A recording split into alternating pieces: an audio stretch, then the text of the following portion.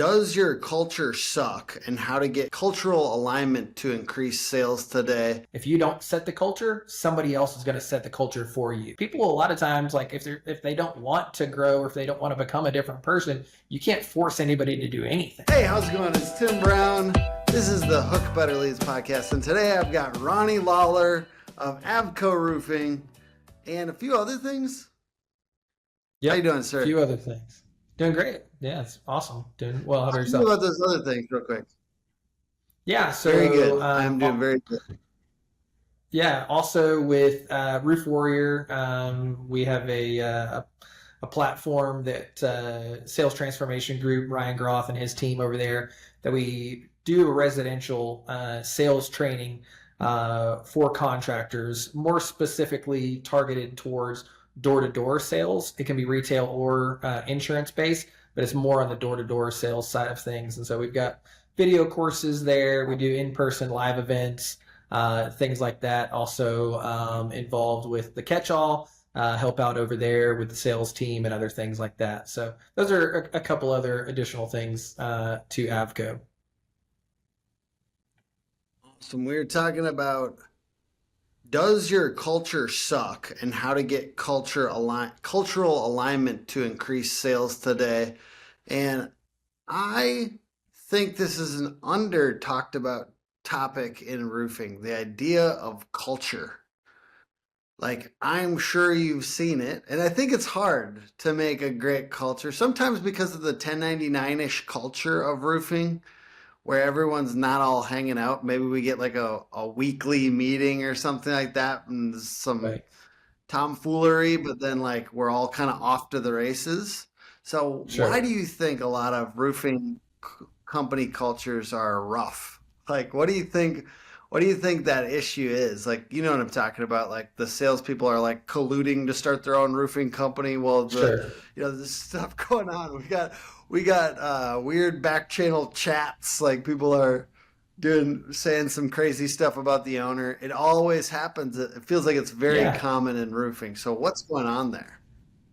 Yeah, no, I wouldn't disagree with that, unfortunately. I think culture is set from top down, right? Like we can't expect for our new sales rep to come in and really be a positive cultural add if us as leadership or owners or whoever, whatever your specific role is not setting the culture from the outset. Because if you don't, if you're in some form of leadership at a roofing company right now, if you don't set the culture, somebody else is going to set the culture for you. So you've got to be very involved with making sure that you're paying attention to those things. And we've had those issues in the past, Tim, where we kind of took our hands off the wheel and weren't paying attention to culture as much as we possibly should, and had some of those issues ourselves. And so I do think it's one of those things that somebody has to be paying attention to the culture. And like you said, for whatever reason, it seems like it's maybe magnified in roofing a little bit more than in other. I was in the fitness space before. I was a personal trainer and a fitness manager for a number of years at 24-hour fitness locations. And it didn't seem like it was maybe as egregious there as it is in roofing as far as like toxic culture. But it does feel like an area that we don't really focus on. And so I think it's an area that if you want to continue to grow, like we were talking about earlier, if you want to grow your sales organization or if you want to grow your revenue line, that's actually one of the areas that you need to focus on and target is your culture. So you're going to bring in the right kind of people, because otherwise you're going to have all kinds of issues that you're going to be replacing people, and it's going to be a constant churn rate whenever it comes down to it. It's expensive. That's very expensive. It can cost up to like, maybe it's less. I don't know, but like people have said $20,000 just to replace, Yeah. because you trained or you were in the middle of training, or you have to train a new person. So it's all that extra time and money that like is potentially wasted resources and roofing, like truck and all this other stuff, right? That potentially, yeah, you could reuse it, but like you're spending money in the meantime on like a wasted Right. resource. And I guess I think it might be lightly toxic because it's hard. It's a really hard job, man. Like, I mean, I think we should all acknowledge that this is a really hard job. Like, I think about like going out and running around and selling roofs and knocking on doors. It's Right. actually fucking hard. And so, Yeah. like, gotta recognize that just takes a special breed of individual, and not everyone's gonna make it. And that is gotta be, and also, like, because not everyone makes it, that feels a little toxic sometimes. Do you know what I'm saying? Like, people have to be replaced a lot, even if they're good people. It's like they gotta go away because they don't want to do this or that, right? So, like, it's tough. I think that that's part of where the pain comes from. I don't Right. know. I'm just trying to understand why it feels that way sometimes. I mean, like, it's just a little bit rough around the edges, and like also, yeah, a lot of people will grab 5 or 10 reps to keep two. So that's gonna create some tension. Yeah, well, I think that a lot of times when we are looking at bringing somebody on, like you said, like costing you $20,000, whatever that number is, you got your ad spends for just running your ads, right? Not to mention whoever's doing the actual recruiting calls for or in-person interviews, and then you got people that don't show up, 25% of the time or whatever it is. There's a lot of burnt cash when it comes to those kind of things. I think that where we kind of miss the boat in general, and this is a generality here, but I think that we're not looking for cultural questions to ask in an interview that's part of a sales interview, right? And so I think that you can ask more situational based questions that's going to give you kind of a core value and mission feel in those interview process instead of just bringing in somebody else that's a retread from some other roofing company. Because if you think about it, like if this is this guy's fifth roofing company to work at in 2 years, of course, like what was the problem? Oh yeah, well every one of those owners were terrible. They all owe me money, and they're the worst human beings. Well, you work for 4 or 5 companies in 2 years. Like, what's the common denominator right now? I mean, are all 4 or 5 of those owners probably terrible people? Probably not. Maybe a couple of them, maybe, but probably not 5.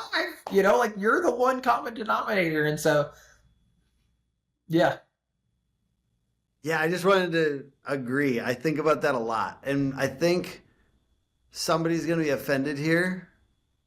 sure, And you're sorry, the person watching this right now, you might be the somebody, and still love you, but like that's how it's perceived. It's particularly online. Like when you see somebody go to the internet and start like bashing employers or whatever, as right, soon as you do that, the best employers are not going to want to employ you. Like, and I'm not saying that there's not some toxic stuff that goes on from owners. It's just, yeah, like you're saying, 5, like everyone looks at it that way. Like, no matter what, if you really did just get 5 terrible ones in a row, sorry. But no matter right, what, everyone else that you're talking to about it like thinks it's you. So just so you know, everyone thinks it's you. It's right, yeah, important. and I mean, and some of them might be really, really good dudes. I think that being self-aware whether or not you're that person is probably a little bit of a tall ask for some of those people to realize, like, oh no, I'm the problem, or potentially the problem, right? We all have issues, we all have things we're working on, but I think that asking, like I said, those situational based questions, like core value questions, like one of our core values is learn, improve, and refuse to quit, not refuse to fail, because failure is actually a really important part of the process of learning. Is failing, is getting it wrong, right? And so I'll ask, or our sales director will ask, core value related questions for sales. We ask core value related questions for any role that we're bringing on nowadays, but it's one of those things that getting that kind of answer from them to understand, are we going to be aligned, right? Because we've made some hires, like 100% honesty, like we've made some hires that it wasn't a core value or a cultural fit, but it was like, oh, this guy's a killer, or this person, they're high capacity people, and we're kind of like, we're okay with them not being quite aligned with who we are, and we're okay with bringing them on board. It's kind of like that girl that dates that dude that she knows that she shouldn't be dating him, But the reality is she always kind of has it in her mind, like, no, I can fix him. Like, it's going to be fine. I can fix him. And it's, like we kind of did that. It's like, no, no, no. Like, if they're around us long enough, like maybe they'll become more like us. And then you realize, like, people a lot of times, like, if they don't want to grow or if they don't want to become a different person, you can't force anybody to do anything.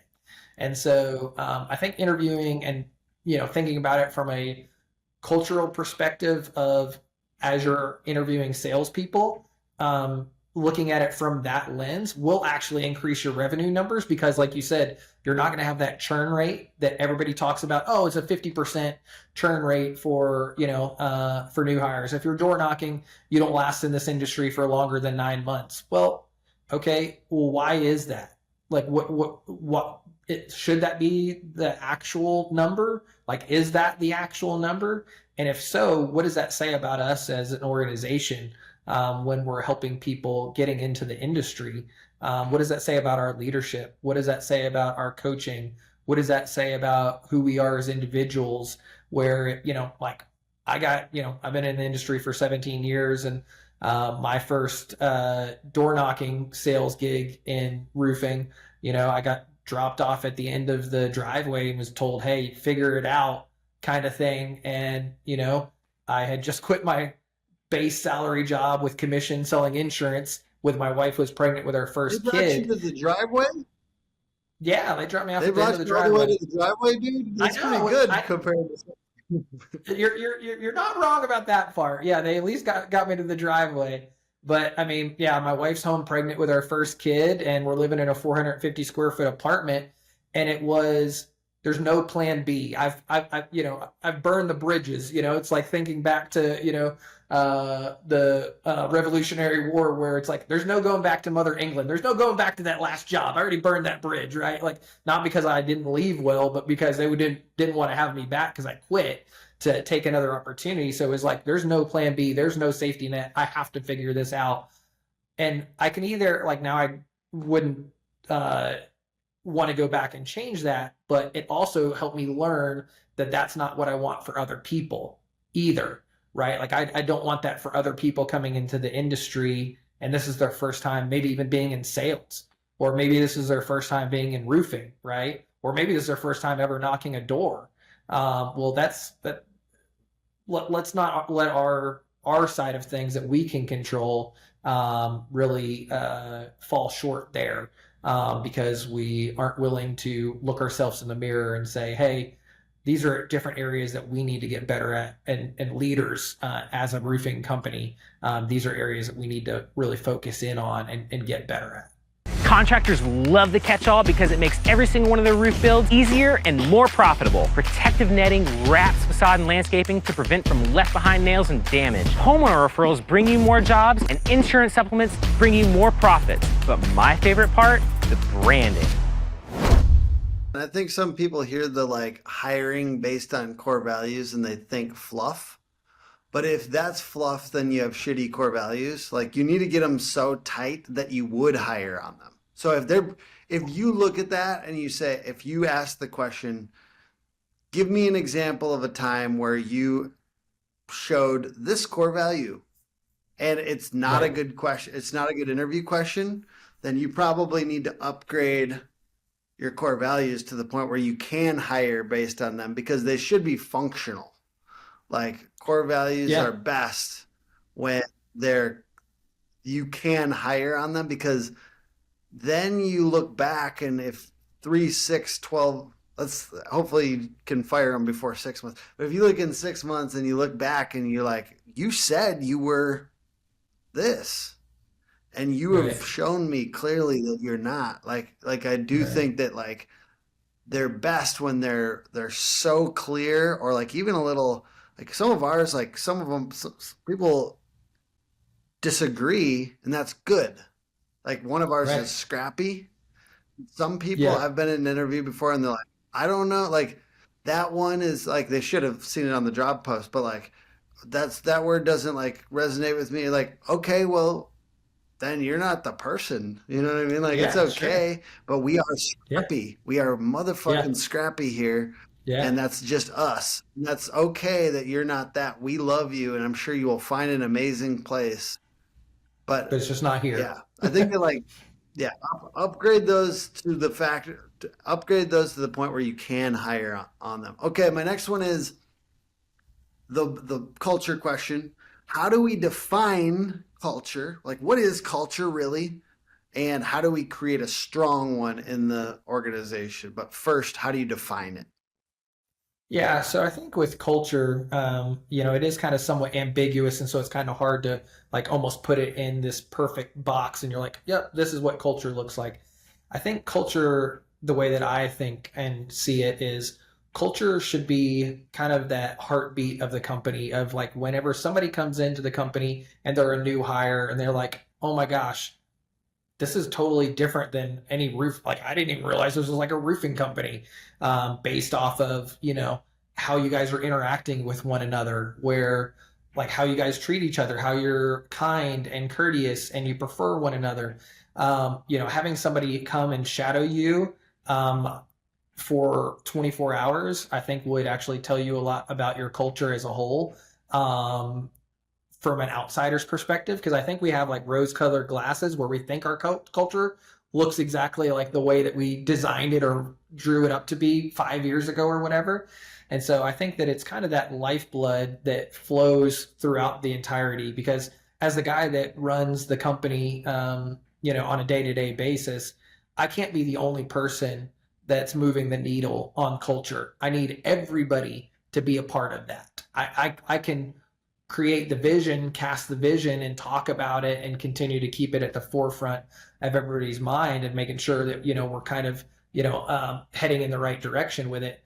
But I actually need everybody else to be on board to actually move the needle there. So don't know if that really answered your question, but I No, think that, I think that there's like it's most obvious when there's like a negative sure, cultural fit kind of person, when there's like somebody that is toxic, where they're right.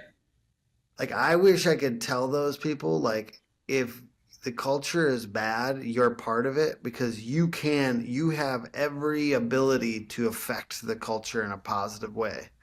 Like Yeah, 100%. I know that you're one piece, but I remember back to one of my previous employers where I felt like the culture was bad, and if I could go back in that moment right now, I would make it a good culture. Yeah. And like there's certainly like the leader, what do they say, the law of the lid, where the leader kind Yeah. of does stop it from getting past a certain point. But it was funny, one time I had a coworker and she was always complaining, and I agreed.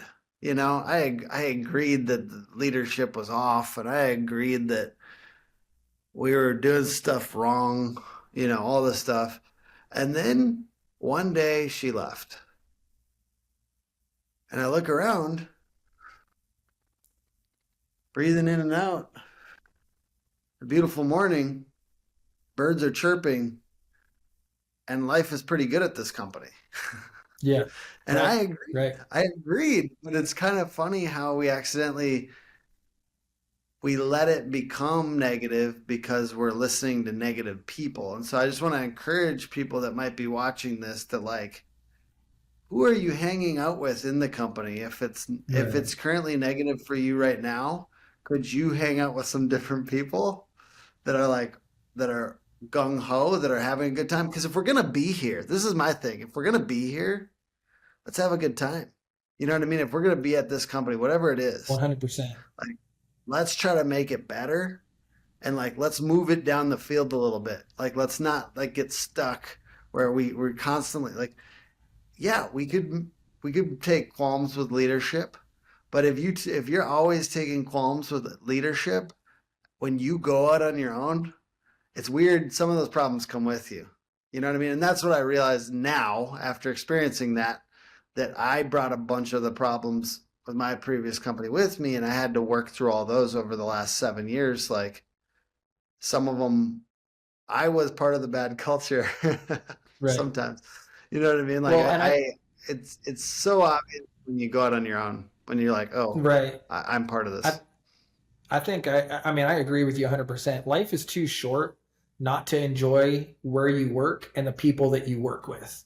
I mean, we spend so much of our life at work. If life if work sucks, then life probably sucks. And you might, like you said, you might be listening to this right now and you're like, gosh, like, I feel like he's speaking to me right now. Like, well, yeah, then you need to evaluate, am I the problem? Right? Because there's not a lot of different options here. Either you're the problem or something else or someone else is the problem. There's not 20 million different options here where it's like A, B, C, D, E, like, and going through the whole list. Like, hey, and sometimes when it comes down to it, it's no longer a cultural fit. And maybe they were a cultural fit at the beginning, but now it's, for whatever reason, it's because I don't think that all relationships, especially when it comes to working relationships or friendships even, some of them are just seasonal. They're not lifelong relationships.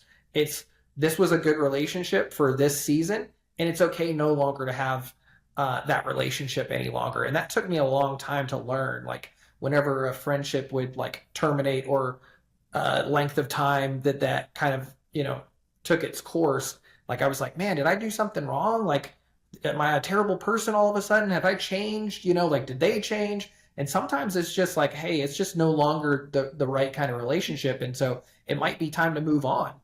You learned what you needed to learn, and now it's time to move on. And the grass is definitely not always greener on the other side, for sure. But, sometimes it might be, hey, it's time to move on. And, and being thankful, because even I've worked for 3 other roofing companies before being at Avco for the last 9 years. And I can even still go back and, like, one of them, like, I definitely got completely screwed out of, money, and it was just kind of an overall bad experience. But there's still things that I learned. Did you start door knocking at 8, or do you just look young? 11 actually is when I started knocking doors. Okay. That was actually my first door knocking gig. Literally was at 11. Really? Yeah, Okay, like all right. legitimately. Yeah. So That's knocking amazing. doors, Helps, selling 'cause that's newspaper like- subscriptions. Love it. All right, I've got. How do you let's say increasing strong company culture? Like, I would love to hear any ways that you've done that, and then any ways that you help your people do better personally. Yeah, so like I said, having the right people on leadership with you, I think, is one of the most paramount things that you have to do. And then that way, like I said, if that's no longer, those people don't need to be there or be on leadership, then if this is the direction we're going, and now it's, hey, I can't go with you in that direction, hey, totally understand. It's time for both parties to move on. But having people that are in alignment on the leadership level, because everything else cascades down. That's all going to be felt in the company by everybody else all across the company. And so I think having the right people in place that agree that, yes, I believe in I believe in the vision, I believe in the goal, I believe in what we want to set out as the culture for the company, that we're core value alignment. And then from there, it's now, okay, well, I appreciate that you're on board. Now I need you to help move the ball down the field with me. So now I'm giving you empowerment to do that in your department, right? So, empowering your department heads to, I kind of think about it like this, like, hey, this is what the vision looks like. When we were little kids, we got coloring books and we had the outlines of everything drawn right there. And it's like giving that to your department heads and saying, hey, here's the vision, whatever colors you want to color, whatever ways you want to get there, as long as you're kind of keeping it between the lines, I'm good with it. And allowing them to step into that, to where we're not micromanaging them. We're not making it to where they're not able to put their own spin on it, because, different people are going to do things differently than you do it right now. And you might be the person that's over sales, and you might be thinking, man, I need to be out of sales and I need to be doing this. And then you hire a sales manager for the first time, and now you're micromanaging that sales manager and like, no, that's not how I did it. No, that's not how I did it. No, you're doing it all wrong. Well, dude, you hired this person because you believed in them, or promoted them because you believed in them. You've got to give them some leash to make it look different than what it's going to look like for you as an individual person. They're a completely different personality, and they might make it better than what you did. So you got to give those people that opportunity and that autonomy. And so I'm a big proponent of, like I said earlier, like letting them fail. I think that that's something that I preach from the top down all the time. Like, hey, if there's some area that you're not failing in, then you're probably not really trying. You're not really pushing the needle. And we're pretty growth minded group, professionally and personally here. And so if that's not the case, then I'm actually a little bit more concerned because I'd way rather course correct you than have to get behind you and like be pushing you from the back, right? Like I need you to be at least going and I can course correct you accordingly if we're getting off base, but I need you trying and I need you to empower your people to be able to do the same thing. And so that's kind of how we like to do things here, is giving people the room and like be able to give them the freedom to be able to speak up. Like, hey, we do this way. Like, why do we do it this way? Huh. That's a great question. We've just done it for such a long time. Like today in our L10 meeting with our leadership team, it's like, hey, we have this specific spreadsheet that this person in accounting is having to fill out, and it's for production. Like, do they need to have that any longer? And I was like, well, we've been doing that for such a long time, but we can pull a report if as needed basis, and let's just take that off that person's plate, And so, oh, okay, cool. Well, let's do that. I wanted to ask, like, you were talking about how you guys care about like health, try to help your people with that. Like, certainly, I think it's a higher level of leadership and culture to be able to try to instigate that. Like, how close are we talking to like Andy Elliott? He said he won't have anyone working for him without Without abs. without a six And pack, I yeah, did hang out with yeah. his people. I was walking by his people this last week at a trade show, and I was like, "Let's see them abs." And then I was like, "Oh no!" Right, Like came off a little weird. right, right. But I was like, you know the thing, right? You know the thing. Yep, They did. They were very familiar with the thing, so that was right. fine. But to what degree can have you been able to work in some of that like instigation around fitness and stuff? Because I certainly do agree that if they are doing that, it's probably better for everybody at the company if more people are doing that. Yeah, I mean, there's plenty of studies to prove that, if people are generally more physically fit and active, that their productivity level at work actually goes up, right? So, for me, that's something that I talk about.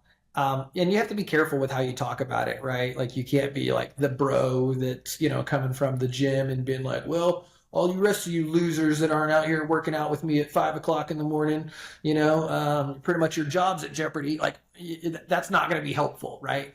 But learning how to show what you're doing, talking about it, but also to learn how to encourage appropriately, like when that door is open. Because here's the thing, and we've all heard this old adage before, which is relationships are like bank accounts, right? You either have you're giving deposits or or you're taking debits. It's one or the other. And so if you don't have a relationship with your people, and you're going to talk to them about their fitness, but yet you haven't talking to them about anything in their personal life ever, like you're kind of potentially barking up a door that might get you, called in by HR if you're not careful. So it is one of those things where you have to be kind of mindful. Well, But for luckily in me, roofing, very few of these companies have HR, so that's one good thing. yeah, yes, and if they did, everybody would be written up, right? It's one of those. Well, they're like, yeah, that's gonna be the last thing that we ever do. That feels way too corporate. We're definitely not gonna have an HR department. I honestly But think yeah, some of us stay like I think that some roofing companies like literally like hover around that mark like where they don't have to get somebody like that. oh yeah, depending Like on they like what state stay you're in. like Yeah, that is a pretty big scary step. And yeah, that would be sure, like admitting that you might need it, right? Like we might need, and we've paired ours with hiring and talent development. right. So we have a talent development person, but she's kind of our HR person. Luckily for me, she has a face tat, so I just feel like she's not gonna be like let these people be that, like she's not gonna let people be Uh, like weak. You know what I mean? That's yeah, that's what I imagine. Anyways, I'm not saying it's accurate, but it's definitely right. what I imagine. Yeah, How about no, like yeah, no. fitness stuff? What about family? Like, how do you? It sounds like you guys try to, encourage them around, personal development, but family is part of that. How have you Right. found like practically to encourage them around that? Yeah. So I'll give you a couple different examples here. Like I'm a very scheduled person. Like so, like my calendar. Like if it's not in my calendar, I'm not going to do it. And so my executive assistant, she knows that like on what days of the week that I have date night with my wife because it's in my calendar, right? She knows that I have for myself, I have three boys. So I have a 16-year-old, a 13-year-old, and a 10-year-old. Okay. And so each one of my kids has a designated night every single week where they have one-on-one time with dad. And they know that every single week they can bank on, like if they want to go to the batting cages or go play pickleball outside or go swim in the pool or go for a run, whatever they want to do, like I'm down for it. But that's their like isolated time. And so she's seen that, and like in her seeing that, like she actually has shared with other people, like, oh no, like I know what, when Zane's night, which is my middle son's name, like she knows last night was Zane's night. And so some of the little things that you don't think get kind of like caught, not taught, actually goes a long way. But even from a practical conversation, like in some of our meetings, 2 weeks ago in one of our meetings, I spoke about the importance of how to continue to develop a relationship with your spouse while being all busy people. And so we talked about that with 50 people in that meeting. And I came with a list of things that I do and that I've heard and that I actually do on a regular basis, and then we kind of open it up for conversation. And there's not a lot of places that probably do that, but I believe that if you're doing well personally, more than likely that's setting you up for success to do well professionally, and vice versa. So that's not to say that you're going to be successful at all of those things because you're successful, but the opportunity, kind of the formula is there already, right? And so just talking through, like my first hour of my day, and anybody that's ever worked for me can attest to this. For the last 6 years of me actually working in the office, in the office setting, 8 o'clock to 9 o'clock, I have blocked out on my schedule, and it just says connection, because for the first hour of the day, I don't allow any meetings on my schedule. My first hour is me going around and talking to every single person in the office to have that connection, that one-on-one time, even if it's just small, even if it's just me asking how their kids are doing or their spouses are doing or their home improvement projects. In the 70s, there was kind of a movement. It was called, in a book called Leadership by Walking Around. I think it had an acronym and everything. And it's essentially that principle, right? Like in action, what you're doing there. Have you heard that term before, or you just found Mhm. it some other way? Yeah, it's a fairly Yeah, there was simple just some. principle. Yeah, I mean, Good it though. was like, hey, this isn't like earth shattering or anything like that. But I'm a very relational person, and I knew that if somebody stopped to talk and actually allow me to answer, if they were actually intrigued, that kind of meant like, oh, okay, well, they're taking an interest in me, and so I want all of my people to know that, right? Like, pretty much, I know everybody's, kids to some degree, their spouses, kind of what's currently going on with them. I know that one of my guys just, lost 10 pounds last week, and he was super pumped about that. And he's like, it's week one. I know it's kind of crazy. It's probably not going to happen again next week, but if I can lose 2 pounds next week, like people don't just share that kind of stuff if they don't feel heard or appreciated. And that kind of goes back to that culture piece that we were talking about earlier. Like, I want where we work. I want Avco to be like, oh, and you guys are a roofing company? Oh, okay, great. Like, I don't even want it to be necessarily Avco roofing. I want it to be Avco. And then when people come, they're like, oh, and we put shingles on, right? Because the reality is that we're actually in the people business. In whatever facet part of the business that you work in, we're actually in the people business. We just happen to put shingles and low slope application on roofs. Like, we're actually in the people business. So kind of the currency that we exchange is that relationship and that time and that interaction of building those relationships. Like, that's actually what we do in business. Join the future of roofing at offers.roofle.com. Stand out, save time, earn more. but you have to care to do that. That's a lot of work, Ronnie. Like it's interesting, and kind of maybe even love them a little bit, like the people that work Yeah, for you. Like it's kind of an interesting shift because, like, I certainly think you're above average on the amount of connection that you're doing with the people at the company. And so I think everyone should just stop and think about that for a second. Like, because you care, or at least you're pretending to care. it would be a lot harder to pretend for this long, to be honest. Like that would be like the longest long play of all time. So So that's yeah, it's a lot, basically, is what I'm saying. How did you have to stoke that in yourself at all? Like, did you have to like?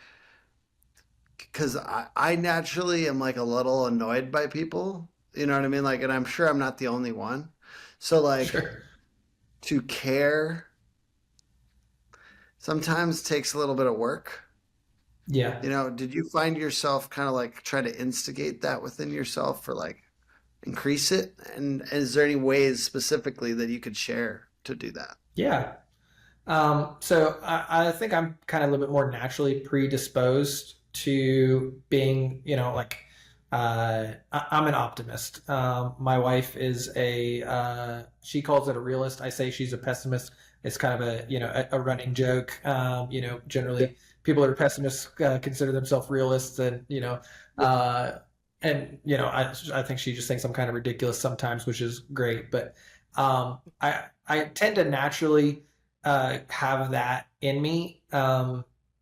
But it's one of those things that, and it does sometimes it comes back to bite you because when people leave, good or bad, like it hurts. Like the people that have left, whether it was in good circumstances or bad circumstances, like I don't wish ill on any of those people, whether they left poorly or didn't leave poorly. Like I don't want people's lives to be destroyed because they chose to leave or were asked to leave or any of those kind of things. Like I don't have like malice in that kind of way because in my opinion, like I want to focus on the positive. I want to focus on how can I better improve the world every single day, just a little bit, right? And so some of the practical things that I've done over the years, like I do 5 minutes of gratitude before my feet hit the ground every single morning. So as soon as my alarm goes off, I think of 3 people specifically, and then I take like that 5 minutes and I think about something specifically that they do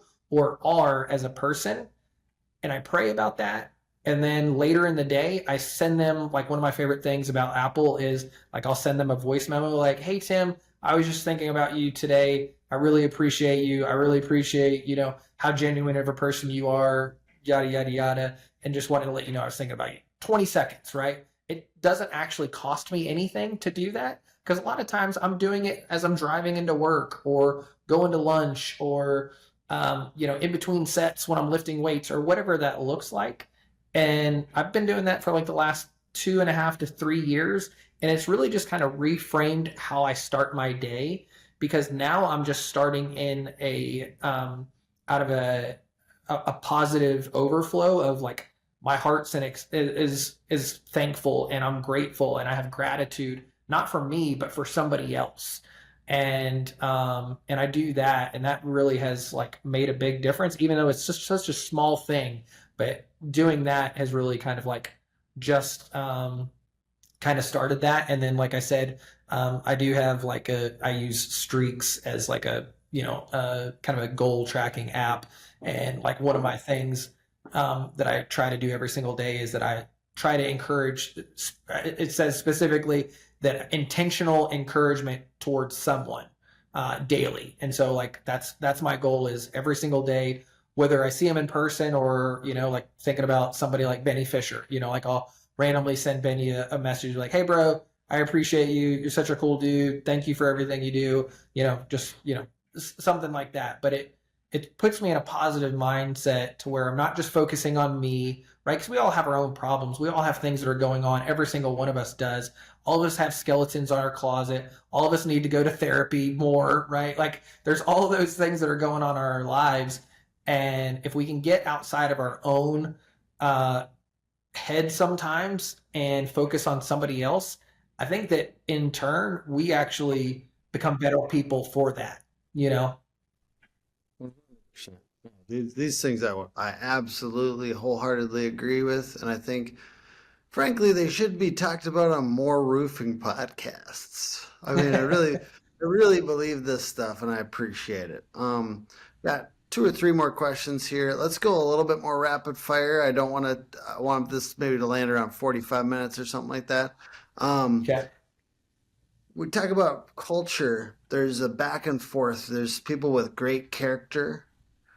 There's people with great productivity. If you had to choose, what would you prioritize if I had to pin you down to one on those two, Character, character or not productivity? even character, not a question. Give me a why. I've seen the other side, and have had to reap the benefits of choosing the other way. And I think you can coach that other side a lot easier than you can coach on character. I'm gonna try a new series. I would love to make this an ongoing one. More of a branded themed one. You know, Hook Agency does aggressive SEO, PPC, and websites, beautiful custom websites, and we care. And we have a 30-person team here in Minneapolis, Google specialized team. Uh, the hottest leads that you guys have gotten, that's kind of a new tactic in this past year, something that's like kind of new, but it's been working. Uh, what is a tactic like that that's worked for Avco? Let's see. We've had a couple that have hit, and some of it, like, we don't have enough data to know if it's going to pay off in the long run. It's okay if this is a little bit Um, more anecdotal. Like it's okay if this is like a little bit more cutting edge. yeah. So a couple, and these are a couple of these are kind of weird ones, and some of these we haven't 100% implemented as of yet. I thought a couple of these were kind of interesting. In one of my mastermind groups, this guy brought up that he actually goes to golf tournaments and he has like ball markers that are poker chips that he actually passes out. Mhm. That if somebody scans that QR code, like he knows that it came from that specific, advertising piece. Yeah. And so last year I think it's like a $250 referral fee, and he said he's paid out like $35,000 off of that QR code. So he tied it to that, which means that that's a lot of business, right? So that's one that we just started implementing. That's kind of a little bit different. And then the other ones that a big thing that we love to do is it's called our Avco Gives Back campaign, where we're able to take part of our proceeds and actually give back into our local charities in the area. And that's we don't do it for that reason, but we've actually gotten a lot of leads just because we give back to our community for local charities, and that's been kind of a secondary bonus of that. Like, we actually just like to do it because we want to be able to give back and be excited about. We've been blessed, so we want to be a blessing, kind of thing. Yeah. But those kind of two things have been different for us. So. Awesome. And then lastly, I wanted to pick your brain because I know Avco has sister companies with Catchall. Yep. Um, how are you guys? What do you guys experience as far as like lead flow and things like that from Catchall? And like, what have you found? Like any recommendations that you have? Because I'm guessing you guys are really consistent with it and do it on every Yep. job site and stuff like that. How do you see that playing out and like compared to companies that just do it every once in a while or things like that? Yeah, so I help over at the Catch-All as well. I go to trade shows sometimes, and some of the things that I always hear a lot of contractors say of like, this is why we don't use the Catch-All. One of them that I always hear is, oh well, my crew won't use it. They told me they'll never use it, and so this is something that I would say to those people, which is, hey, this is what we did when we first got the prototypes. Was like, hey, listen. I would need you to use it and properly set it up, and I'll help you set it up on 3 jobs. If it doesn't save you a considerable amount of time on your cleanup, then you never have to use it again. But here's the thing, I actually hate doing back charges to our crews, like 100%. So, talking to your crew leader, hey, I don't like doing back charges. You don't like getting back charges. This is something that if you use it and you implement it properly, that's going to drastically decrease that. Could you agree to at least giving it a shot? And if you don't like it after 3 times of using it, you never have to use it again, right? It's almost like you're selling it to your crew, like you're a salesperson selling a roof to a homeowner. You're selling the catch-all and using the catch-all just to your crew leader, just like you sold that roof to use the catch-all on. And so that's one thing that I kind of push back on in that way. And then, like it's one of the best passive marketing tools that you could possibly have. You've already got a job site. You did all the hard work of however it took you to get that lead, whether you're buying leads, whether you're using the hook agency for your marketing, whether you're, outdoor knocking, whatever you're doing, you did all the hard work to get that job. Now, why wouldn't you optimize that opportunity as much as possible and set up the catch-all, make it look beautiful, brand it, take photos, post it on your Instagram, post it on your Facebook, post it on your YouTube page, and then use your banners and your QR codes that we have that are Velcro that come off super easy. If you get them destroyed after using them a bunch, you just replace them. They're, a couple $100 a piece. So I think it's one of those things that's... Did you guys coin job site branding? Because I feel like every time I think about job site branding, I think about catch-all. Like, to me, that is job site branding. Yeah. The best one. If not, it was definitely pretty high up on the list. It's something that we talk about all the time, and it's it's really kind of bled over. I'll throw this out there. Like, I sought out Catch-all to partner with Catch-all because I believe in Catch-all and I think it's very smart. We're putting out that was the original connection there. Like, it's not like they're like, hey, can we sponsor this podcast? And then I was like, oh, maybe. Like, I went and sought them out because I think it's good. Yeah. And I want to be positioned around things I think are really valuable and smart. Right. So, we're putting out a roofing lead gen guide like next Friday or something. Actually, when this podcast goes out, you will be able to go back and watch it. So, Roofing Marketing 2024 on our YouTube channel. So go check it out. But to me, job site branding is literally number one out of all the marketing activities. Maybe you're competing with door knocking, right? Because door knocking, it's good. Okay, it's simply really good. But if you're starting out, so job site branding, because every single job that you put out should be marketing your company, and to me, it goes along hand in hand with door knocking because I know there's all these different things. We got the 6-pack, the 12-pack, when people talk about knocking around jobs. My video guy just came up with the 3-block knock. So I like that. Let's go with the 3-block knock because it's I like that. Because if you can see it and you're driving by it and you're knocking, to me that's double. The more we can get multiple touches on the same amount of home, tighter groups of homeowners. Anyways, so to me it's job site branding, door knocking, and then I like Google. Personally, I like Google. I wonder why. But really, to me it is pretty high on the list of things you should get for your company. We talk about roofing companies nowadays are kind of like marketing companies. It's a marketing and sales organization. It's a relationship business. And so, you're not just a roofer anymore. You gotta make systems for getting this word out. And what better than to both enhance the quality of the work and market at the same time. So that's my take on Catch-all.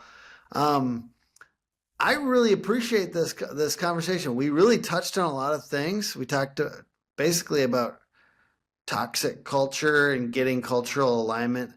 I don't think we fully connected the dots finally on how it affects sales, because that was kind of the Sure. initial conversation.